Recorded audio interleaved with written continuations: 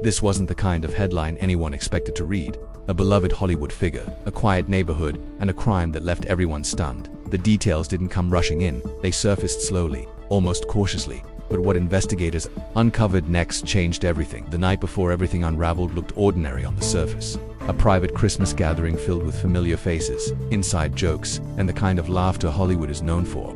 Comedy royalty, longtime friends. A tradition meant to end the year on a warm note. Rob and Michelle were there, blending in effortlessly, exactly where people expected them to be. But beneath the festive energy, something felt off. According to reports, a private disagreement surfaced during the evening between Rob and his son. Details of that exchange were never shared publicly, and no one at the party described a scene or an outburst. It was quiet, contained, the kind of tension that doesn't draw attention, but doesn't disappear either.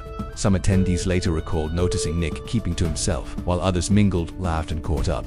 He reportedly stayed on the edges of the gathering, little conversation, minimal interaction, dressed casually, standing apart, watching rather than participating, not disruptive, not aggressive, just distant. As the night wound down, the family left the party together. No public confrontation, no visible resolution. Whatever lingered between them went home to unanswered, unspoken, and unresolved. And by the next afternoon, that tension turned into something far darker. By Sunday afternoon, concern began to set in. Romy, the Reiner's daughter, lived just across the street. Around 3 p.m., she went to check on her parents, something that, until that moment, had been routine. What she found inside changed everything. She ran from the house and asked a nearby friend to call 911. Police arrived at the Brentwood home shortly after. Inside the bedroom, officers found Rob and Michelle. The house was immediately secured, and investigators began piecing together what had happened. Authorities later confirmed the couple had died from multiple sharp force injuries. The deaths were officially ruled a homicide. As detectives spoke with surviving family members, key details began to surface. Investigators learned that Nick had been staying in the guest house on the property. They were also told about his past struggles, something he had previously acknowledged publicly, and about the reported argument from the night before. With that information, the focus of the investigation began to narrow, but the most unsettling moments were still unfolding miles away. Hours later, the story shifted far from the quiet Brentwood Street. Surveillance cameras captured Nick at a gas station miles away from his parents' home. The footage wasn't chaotic or dramatic.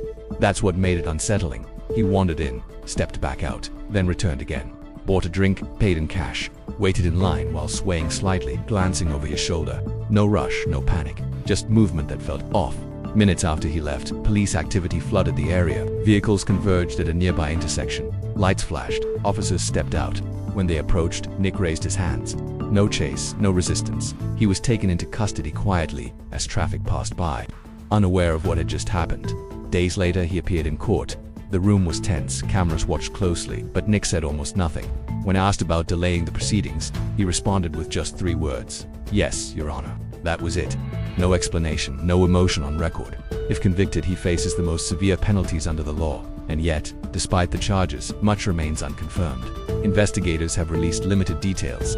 Motive has not been officially stated. Timelines are still being examined. Online, speculation has filled the gaps left by silence, some measured, others reckless. And as the case remains open, one message from the family cuts through the noise. In the middle of all the headlines, it's easy to forget who Rob and Michelle were before this story ever existed. 2 friends and family. They weren't a headline or a case file. They were constant, present, deeply loved. Lives built around creativity, warmth, and connection, not controversy. In a statement released days later, their children asked for something simple but rare. In moments like this, compassion. They asked for privacy, and they asked that speculation be tempered with humanity. Not because questions don't matter, but because grief isn't solved by answers alone. This case has reminded a lot of people how fast curiosity can outrun empathy, how quickly details become distractions, and how knowing what happened is not the same as understanding the pain left behind. As the investigation continues, one thing remains clear. Rob and Michelle's lives were larger than the way they ended. And if they're remembered at all, it should be for the love they gave, the laughter they created, and the people they leave behind, not the silence that followed.